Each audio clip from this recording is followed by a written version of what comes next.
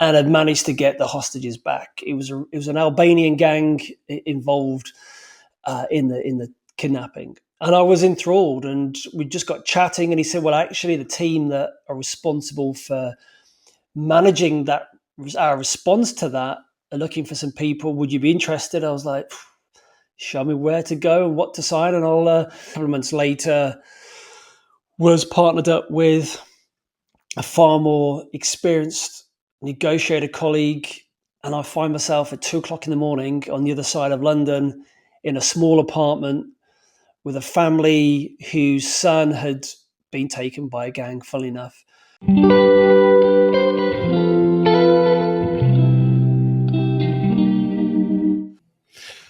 All right. Today we are joined by a negotiator. I haven't talked to any kind of hostage or crisis negotiator for a while on the channel, but I have talked to a few. And today should be very interesting because I'm speaking with Scott Walker, who specializes, from what I understand, in KFR, or kidnapping for ransom, which is a bit of a departure from some of the other negotiators. How are you doing today, Scott? I'm doing very well. Thanks for having me, Eric. Good to see you. Thank you. And I hope I'm not misquoting by saying you specialize in it, but I have interviewed some of these names you might know, I don't know, but Chris Voss of the FBI, Gary Nosner of the FBI, who worked on the Waco case before he got taken off and everything went to hell. Derek Gaunt, who works with Chris Voss and is a former policeman in D.C. area. Dr. Andy Young, John Paul Nadeau, Scott Rouse. One thing that I found in all of these, though, is the negotiations are involving, as Derek Gaunt put it, somebody's absolute worst day. And he gave as an analogy, like somebody goes into the pawn shop, they decide they want to rob the pawn shop. Somebody sees them going in, call the police get there before they expect it. Now, all of a sudden, it's a crisis. Now, all of a sudden, they just have hostages. They're in a situation. They don't know what to do. And it can be a very volatile situation. Versus, I know this is a very long-winded intro, KFR, which from what I understand is not only a business, there's an entire infrastructure around it. Would that be true? Yeah, you're spot on. It's a multi-billion-dollar industry, kidnap for ransom, linked to insurance companies. And what I mean by that is it's not the insurance companies doing the kidnapping, but they're the one that would pay for negotiators and resolution to these situations. And say you're a business looking to do work in a certain part of the world, you will take out insurance to protect you from getting kidnapped. Or if you were unfortunate, you'd have the services of somebody like myself on the other end of the phone, or whom could jump on a plane and come out and sit alongside you and negotiate the release of your loved one or your colleague. Now, I don't want to be a Pollyanna here, but that seems like a deeply cynical business at the very least. And I kind of find it disturbing that not only does it exist, but it's actually a thing with infrastructure and insurance companies who are profiting on, I hate to say, some of the darkest human urges. Yeah, and that's it's understandable why you might see that. In my experience, though, and as history tells us, the presence of a professional negotiator or a crisis response consultant, as the industry term is, what it does, it makes sure that things don't get out of hand. It makes sure there's some focus and discipline. It means that the hostages, and it may be counterintuitive to look at this way, but actually it makes sure that the hostages are looked after and they're released in a safe and timely manner. And what we saw when there wasn't that oversight, well, actually, it's an unregulated industry to start off with. There's no kind of accreditation or there's no official rule book at play here. But we saw in the Somali piracy days, to start off with, there was discipline in the negotiation. It was had crisis response consultants involved. But then, as the Somali piracy market grew, you had everybody coming out of the woodwork. Any amateur who fancied a go would have a go at negotiating, and then which is why you had these astronomically high demands because they were paying out far more than what perhaps the ship or the crew was actually worth in that sense. And so the presence of somebody who was there as a professional, it actually brings some stability, some order, and it actually speeds up the resolution. Does this industry, I struggle with the term, sorry, but does this industry go all the way back to the Barbary pirates of Thomas Jefferson days in the United States, where they would kidnap crews off of ships off the northern part of Africa, in that area? Kidnap for ransom has been around since the dawn of time, with different tribes all the way throughout history. So it's nothing new to the human condition. But the modern day industry, so to speak, started in the 1970s out of Latin America, where you had you had like a broker, an insurance broker, you had the underwriter, and then you had the third leg of the stool, so to speak, which was, in those days, it was former special forces operatives who would actually do the negotiation or somehow facilitate the release of the hostages. Was that with FARC and their type, or back in the day, yeah, and others. But it's an industry that, if Eric is about to go and open a factory in certain parts of the world, you want to be able to minimize your risk of kidnapping. And so an insurance company, if you have an insurance policy out, myself and former colleagues would come out and actually help you prevent it from happening in the first place. Okay, yeah, because that was one of my questions. I mean, as again, counterintuitive as it sounds, if it is a profitable enterprise and there is a mindset of who cares, they're insured, I would think that could encourage more of it to happen versus less. That's a valid point. And here's the thing, though. Not many people within the organization will know that there's an insurance policy out of this. And I'm not giving any trade secrets away. The insurance companies themselves out there, the top ones will advertise this, the special risks policy, as it's called. But the very acknowledgement of it can invalidate the policy. So if you get taken hostage and there's an insurance policy, you don't want to be negotiating yourself, or you don't want to be alluding to it, because then the insurance company won't pay out. Okay, interesting. Now, I have dark thoughts, but have there been cases of individuals at insurance companies being involved in some way, even tangentially, through tip-offs and other means with kidnappers? Not that I'm aware of. And the insurance companies that we're talking about here that offer this, they have compliance departments, and they are subject to the regulations and the laws of the US, the UK, the European Union, or where else.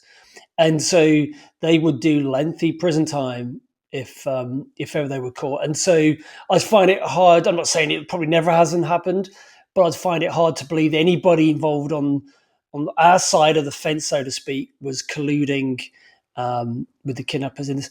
Now, saying that, in some parts of the world, the government, the authorities, police, military, now they could be colluding, or they might be turning a blind eye to what is going on. But in terms of, a US or a European insurance company being involved, I find that hard to believe. Okay, that did lead into a question, because I was thinking, like, who's watching the watchers? So, who's actually regulating the insurance companies, or do they have any kind of regulation or underwriting that they have to deal with? Well, in terms of the actual paying out of ransoms, etc., you've got in the US, you've got OFAC, the Office of Foreign Asset Control, and you've got the UK and European Union equivalents. Whereas, you can't just start paying money to whomever you like, particularly if there's sanctions in place and everything else. It's all very tightly controlled in that sense. So this is not some kind of Wild West where you've got these businessmen looking to do all these shady deals. There is an element of control there and oversight from that perspective.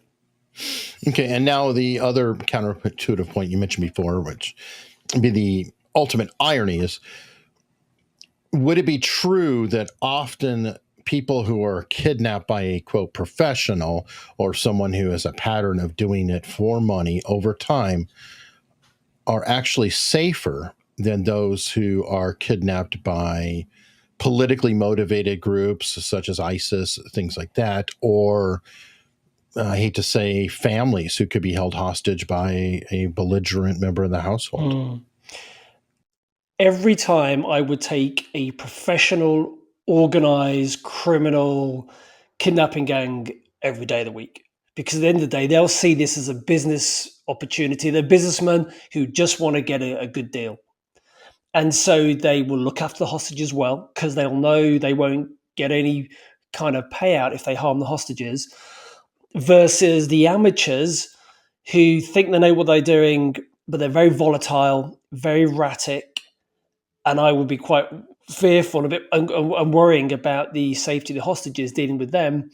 And then the third element is the terrorist involvement, and depending on your nationality, depends on how likely it is that you're going to come back in one piece, and also whether or not, as a negotiator, we're even allowed to negotiate with these groups if they're a prescribed terrorist organization, for example.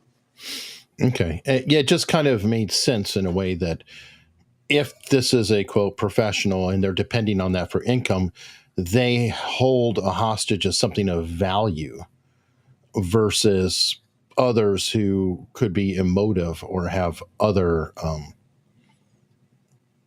incentives, I guess. I don't know the best way to put it. Now, you started out as a cop, right? Yeah, I was a detective for 16 years in London at Scotland Yard. Okay, now I'm going to guess that your first exposure in negotiation was not KFR, that it was, in fact, some of what I described as domestic incidents, or like Derek Gaunt described, a robbery gone bad where they have hostages, or, somebody having a very bad day. Would that be fair? Uh, Actually, no, that those kind of incidents aren't that common. Particularly the bank robbery or the pawn robbery shop gone wrong. Very, very rare. You're likely to get people who are in crisis, maybe, who they want to end their life, or they, want to jump off the bridge or whatever. But my primary role when I was a cop was around the kidnapping side of things. It was a real speciality in the last 5 years or so, where my job was literally, when the call came in, when a member of the family would say that they're usually their son or brother or cousin had got taken, my job was to get alongside them, the family member, and help them, along with colleagues, to negotiate with the kidnappers to get the release of their loved one. Now, in the police, when I was doing it on that side of the fence, inevitably the bad guys, the kidnappers, would get arrested. There'd be a hostage rescue attempt. They'd get interdicted, leaving the stronghold. But once I left and went into the private sector, there was no interest whatsoever in going after the kidnappers. Now, if the local police or the military wanted to do that, that was fine. But my job became one of the sole aim was to support the family or the company in the safe and timely release of the hostage. That was it. Okay, so when you were a police officer or detective and working that side of it, who were actually doing the kidnappings? Were they like rival drug dealers or that kind of thing? Who was it? Yeah, we used to call it bad on bad, where invariably you would get a criminal gang kidnapping somebody from another gang, or an innocent family member of somebody from a rival gang, maybe somebody who owed them money, that disrespected them. And some of the most horrific, violent kidnappings were over hundreds of pounds, even hundreds of dollars. There was no correlation between the size of the demand and the threat or the likelihood of harm coming to the hostage. It sounds almost like prison, where the value of a pack of cigarettes, shall we say, is outweighed or outweighs anything you would ever think on the outside, but it's a scarcity principle. Yeah. Can you describe how you fell into that or were selected for that, and what your first case might have been like? Yeah, sure. Quite randomly, I was at one of the London police stations, and I'd been promoted a couple of times at this point. So the only danger I was going to see was getting paper cuts and source from sitting at my desk all day long supervising crime reports. And so I went into the canteen to get a coffee one afternoon, and I bumped into a friend of mine, a colleague of mine, who had just spent the last 3 or 4 days working a kidnapping case and had managed to get the hostages back. It was an Albanian gang involved in the kidnapping, and I was enthralled. And we just got chatting, and he said, "Well, actually, the team that are responsible for managing that, our response to that, are looking for some people. Would you be interested?" I was like, "Show me where to go and what to sign, and I'll." And so he introduced me to a few people. I had some conversations. And then eventually, a couple of months later, was partnered up with a far more experienced negotiator colleague. And I find myself at 2:00 in the morning on the other side of London in a small apartment with a family whose son had been taken by a gang, funnily enough. And it was nearly my first and last ever case, because normally we rock up and using lots of empathy and validation and really looking to bring the family on board, giving them advice about how best to approach this and what we want to negotiate and how we're going to negotiate. But they weren't really buying into it. They weren't listening. They weren't following our advice. And I became increasingly the family, yeah. And I was becoming increasingly frustrated with this, to the point where a few days in, I'm almost shouting at the family. I'm like, "What is it about this that you don't understand?" And that is until I felt this hand on my shoulder of my far more experienced colleague, and he gave almost an imperceptible squeeze, which interrupted my pattern and broke that pattern for me. And then I just watched how he, a masterclass in how to communicate and bring about that calm, objective, rational, empathetic place. And the family eventually came round, and we got the brother out eventually. Okay, that's interesting. That leads into a question that I often have, which is, what did you expect this to be like when you went into it? And then what was it really like?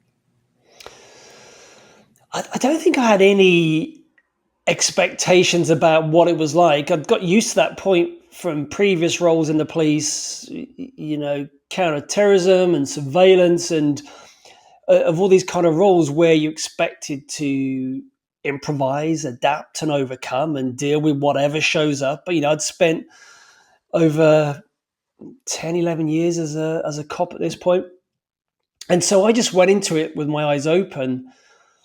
It's like anything, all these negotiation and communication skills, all the emotional intelligence and active listening, etc.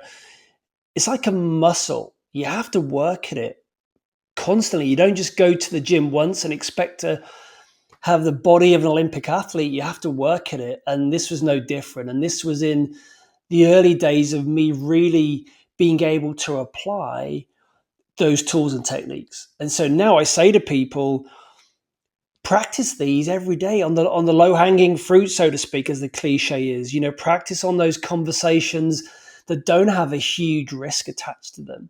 So when you do have to have those really meaningful, difficult, challenging, emotional conversations in the workplace or in your family, you're going to have developed the rep. You're going to have done the reps. You would have done the flying hours. That means it comes far easier to you. It's interesting. Now, I definitely want to go into your book, which is Order Out of Chaos: Win Every Negotiation, Thrive in Adversity, and Become a World-Class Communicator, um, as well. But you mentioned negotiating in business versus negotiating in the real world. Now, with the KFR, I'm sure it's probably closer in alignment than in a crisis communication type of situation. Are there some differences, shall I say, when the stakes are lower versus being higher? If that makes sense. Like, some people can be incredibly focused on something that's relatively minor in the great scheme of things, but it is a hugely volatile problem for them, like some CEO or something like that. Yeah, the biggest mistake people make about negotiation is, and there's lots of textbooks out there, there's lots of traditional negotiation training that will say around separating the person from the problem. Look Okay. at this like your Dr. Spock of Star Trek. You can deal with this with logic and rationality by itself. But in my experience, you can't do that. And one of the reasons for writing the book was to allow people or enable people to come up with a way of, no matter who you are negotiating with, and at the end of the day, a negotiation is, in my view, is simply a conversation with a purpose, is you've got to be able to tune into, at least be aware of your own emotions, first of all, and how that's showing up in your own biases and judgment, as well as what is showing up for the other person. And if you can manage those, if you can have that, a radar, a sensory acuity almost, of being able to walk into the room with your associate, with the client, the kidnappers, whomever, and really get a feel for what is going on for this person. What are their beliefs and values and needs and wants? What's really showing up for them? Until you can kind of get an accurate picture of that, there's no point even starting to negotiate with the details, because yes, you may get a deal once or twice, but certainly from a business perspective, you want to be able to get that client for life. You want that repeat custom, or you want to be in a relationship for a long time. And the way you do that is by being able to seek cooperation and collaboration, which is built on trust.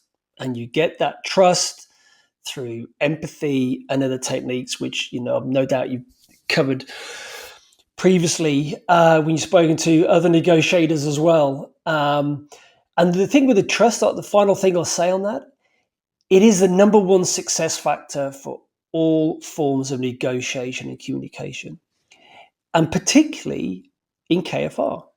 In kidnap for ransom cases, it is trust that gets the hostages out every single time, which is why there's a 93% chance of success of the hostages coming out, because myself and colleagues and other negotiators have spent the time empathizing, validating, building that rapport, establishing trust, and then earning the right to influence and persuade and bringing about cooperation of the kidnappers in that case. And all of that can only be built on trust. Could it also be because, as you mentioned before, in most cases, nobody's really interested in getting the arrest or getting the kidnappers in custody in a lot of these circumstances? So it's seen as more of a everyday business, less likely to be scary because they don't feel under threat. Well, they may feel under threat if I can't demonstrate that or enable the trust to be built, because, and it works both ways. I know that if I hand over the money, that they're going to release the hostages unharmed when they say they're going to do it. And Mhm. equally, they need to trust us that we're going to hand the money over without looking to ambush them, arrest them, kill them, track the money, whatever. So this trust is based on unwritten rules, but using some fundamental principles of negotiation that cement that trust and bring about the cooperation 93% of the time. Okay, now let's go back when you said, when you walk in the room, we'll go from the business perspective, I guess, or whatever, because I'm assuming you're not walking in the room with the kidnapper. They probably don't want to reveal themselves to you directly. I'm going nowhere near them, Eric. A phone call. Yeah, I'm thinking, or Signal or Telegram, or there's some intermediary involved. But when you walk into the room, what is I'm trying to think, your demeanor or your state? What would you recommend as a way to walk in? Because you're kind of going in blind, and you never know how people are going to react to whatever personality. Do you reset yourself in a specific way so when you walk in, you can adapt more quickly? Yeah, that's a great point. Yeah, absolutely. Because emotions are contagious. So imagine, Eric, if I walk into the family kitchen, because we're going to negotiate from there, or the company boardroom, and I walk in there nervous, flustered, agitated, or even arrogant and cocky and full of my own ego. Either ends of that spectrum are not going to go down well. It's not going to bring about the trust again for the family or the company in me as their trusted advisor, which is ultimately what I am. My job is to bring about order out of chaos, hence the title of the book.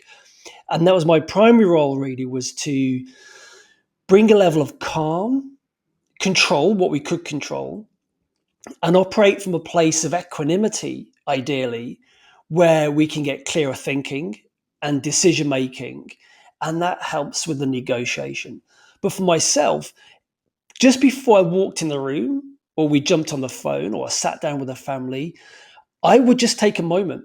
If I had 10 seconds, it was 10 seconds. If I had 10 minutes, it'd be 10 minutes.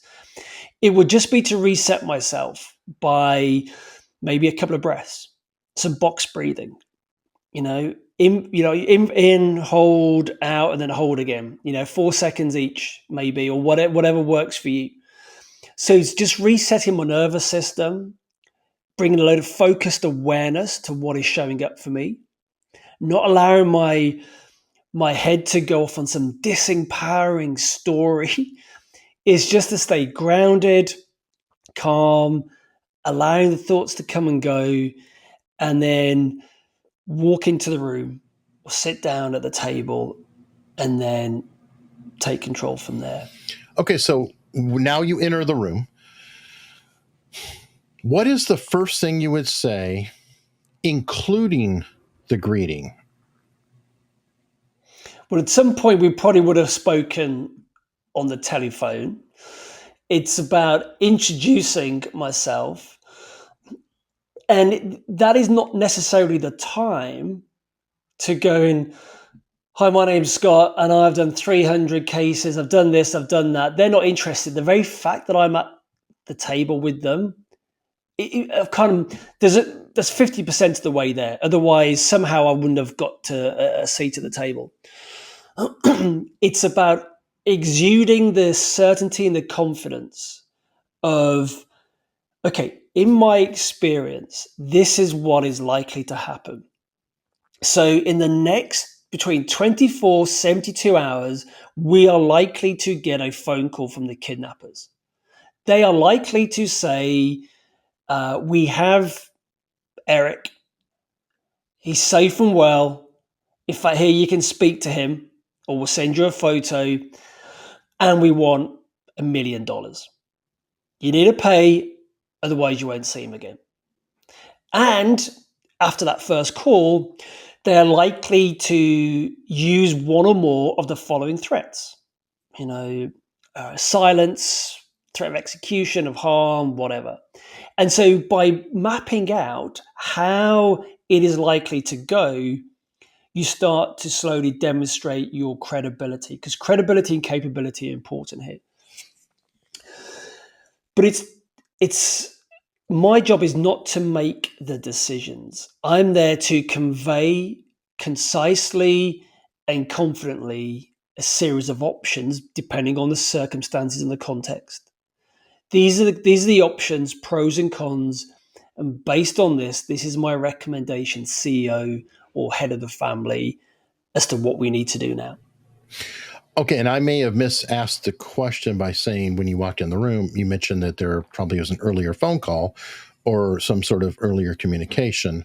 So I'm very interested in that because I love to learn about communication, especially in a highly stressed situation or otherwise. So if we back up, your first communication with whomever, would you just say, "Hi, I'm Scott Walker. Can you tell me what's going on?" What would be a natural Yeah, approach for you? yeah. There's a the caveat here is there's always a danger when people are looking for scripts of if you say X, then you're Sure, going to sure. get Y. This is generally me getting on the phone and going, Eric, my name's Scott. I've been put in touch with you in relation to the suspected kidnapping of your son.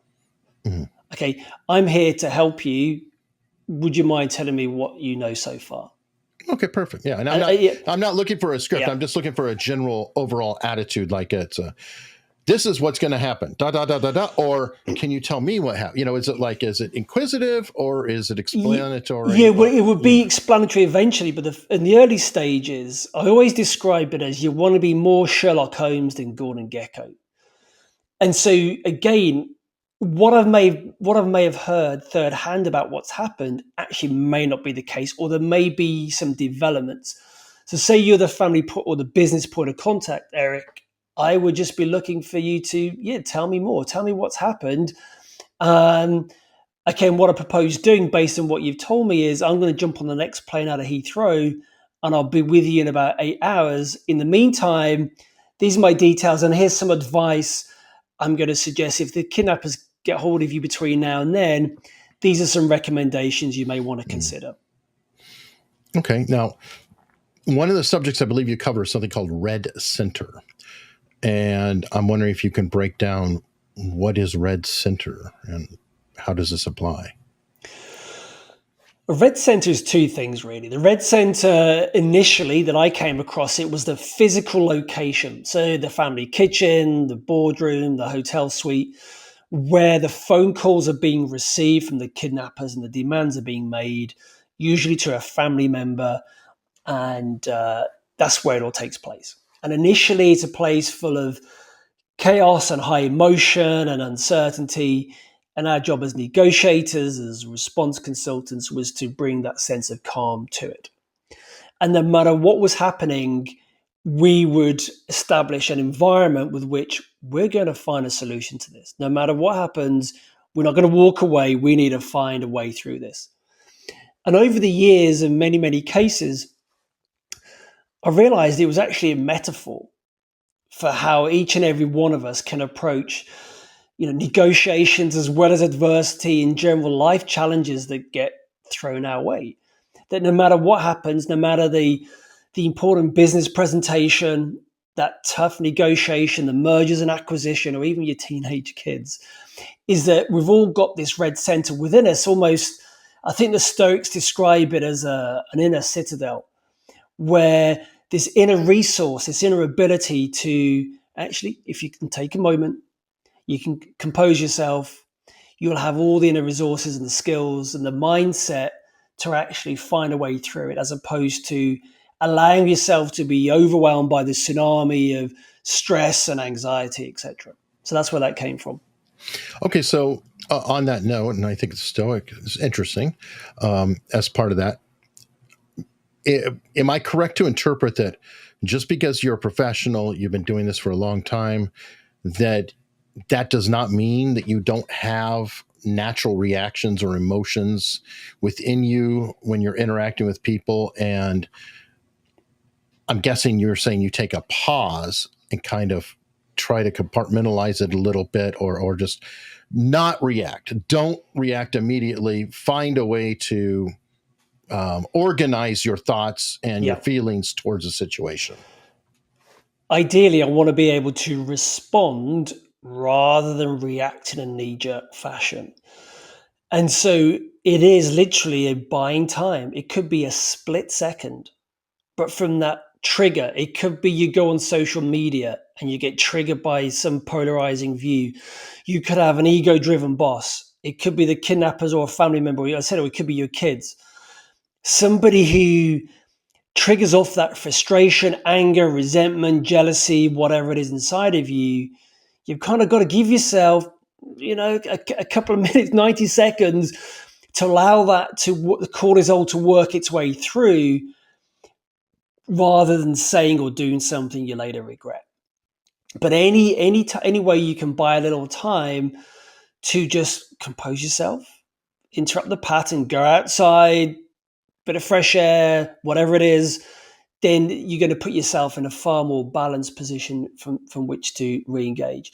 So even though I've been practicing this for years, I always still get hit by that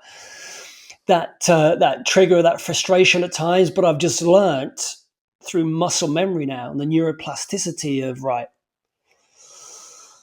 I need a moment here. So I'll just go do a couple of breaths. I'll go outside. I'll even do a few jumping jacks in the corner to interrupt my pattern, and then go, right, let me ask some better questions. And I call this the immediate action drill, where once you can bring about a balanced nervous system, the emotional state, as you mentioned earlier, it allows me to ask better questions, such as, well, what else does this mean? What am I missing?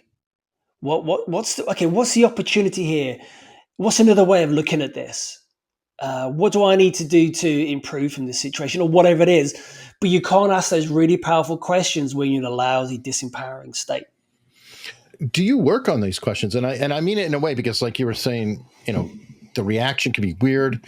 Have you ever thought about a question that you asked and you realize that, oh, wait a minute, maybe that could sound accusatory to somebody, or maybe that, while I don't mean it in this manner, they hear it in this manner? And have you had to work on developing your language and the way you communicate with people to better facilitate a question versus what could be misinterpreted?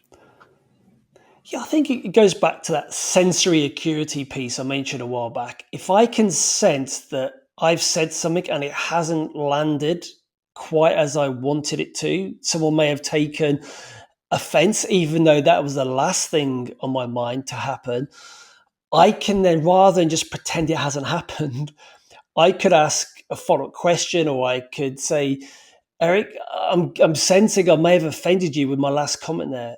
I just want to check in with you. And then you'll go, I don't know what you're talking about, Scott. No, that's fine. I was just scratching my nose, or I was thinking of something else. Or you could go, yeah, you did come across as a bit accusatory there. And I go, yeah. So then it allows me to clarify and verify that what I've said has landed. But then that comes back to, and all this is happening subconsciously as well, very, very quickly, around me checking into, actually, am I judging Eric right now? Am I looking, do I blame him for what's happened? Even again, is that starting to show up for me? Okay, well, yeah, well, that's not going to really help in this conversation, this communication with him. Let me just take a moment, ask a better question, such as, okay, well, what am I not seeing here? Or how do I need to be more attentive to what's going on for Eric here? And that becomes easier to do when you realize that it's not about you. Until the other person feels seen, heard, and understood. And that can only really take place when I suspend my own ego. If I can enable Eric to feel seen, heard, and understood, he's then more likely to allow me to maybe view my viewpoint or my belief around something. And that again goes back to the point I was making around, it encourages that cooperation and collaboration, which is the gold standard of any real long-term negotiation. Yeah, or any communication at all. Any communication at all, yeah. All right, to wrap things up, I like to ask this question, which is a crazy open-ended question, but it's essentially, what is the one question that I should have asked you, but I neglected to?